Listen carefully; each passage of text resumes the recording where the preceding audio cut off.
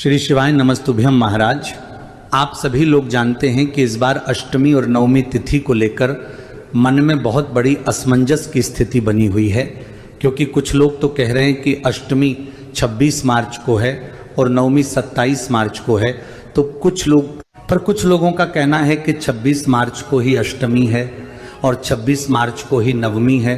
तो आखिर इस बीच में हमें चैत्र नवरात्रि का व्रत कब खोलना है, कन्या पूजन कब करना है और अष्टमी और नवमी की जो घर पर पूजन की जाती है उसको कब करना है, सारी अद्भुत जानकारी हम आपकी इस वीडियो में देने वाले हैं। महाराज, नवरात्रि के दिनों में अष्टमी और नवमी का बहुत ही बड़ा और विशेष महत्व होता है, क्योंकि इसी दिन लोग अपने घरों में अष्टमी पूजते हैं, नवमी पूजते हैं, कन्या पूजन करते हैं, हवन करते हैं और अपने व्रत को खोलते हैं। पर इसी बीच इन दोनों में असमंजस की स्थिति बनती है, तो लोगों को कन्या पूजन करने में भी समस्या आती है और अष्टमी और नवमी की पूजन करने में भी समस्या आती है।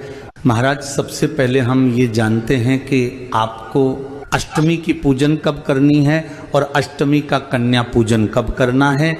महाराज, अष्टमी तिथि जानने के लिए हमें पहले सप्तमी तिथि कब से कब तक है वो जानना होगा, क्योंकि उसी के बाद हमें पता लगेगा कि अष्टमी की पूजन जो घर पर की जाती है वो कब होनी है। महाराज, चैत्र नवरात्रि की सप्तमी तिथि की शुरुआत 24 मार्च मंगलवार को शाम 4:09 से होगी और सप्तमी तिथि की समाप्ति 25 मार्च बुधवार को दोपहर 1:50 पर होगी।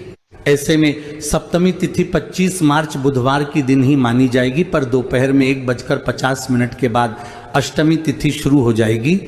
महाराज, चैत्र नवरात्रि की अष्टमी तिथि की शुरुआत 25 मार्च बुधवार को दोपहर 1:51 से होगी और अष्टमी तिथि की समाप्ति 26 मार्च गुरुवार को सुबह 11:49 पर होगी।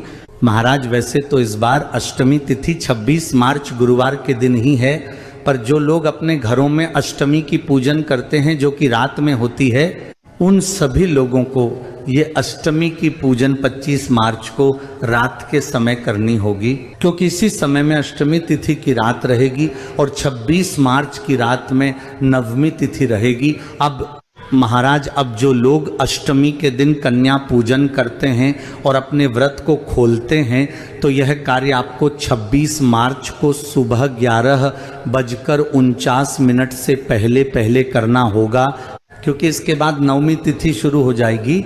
अगर आप अष्टमी तिथि में कन्या पूजन करते हैं और व्रत को खोलते हैं तो आपको इस समय से पहले ही कन्या पूजन करके अपने व्रत को खोलना होगा। महाराज, 26 मार्च को कन्या पूजन का शुभ मुहूर्त सुबह सूर्योदय के बाद से अष्टमी तिथि समाप्त होने की तक रहेगा।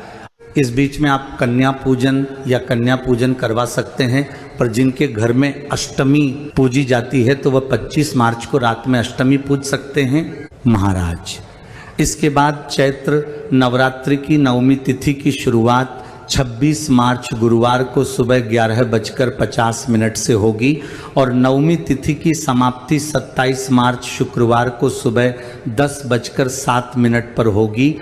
ऐसे में 27 मार्च को ही नवमी तिथि रहेगी, यानी कि चैत्र नवरात्रि का समापन दिन होगा।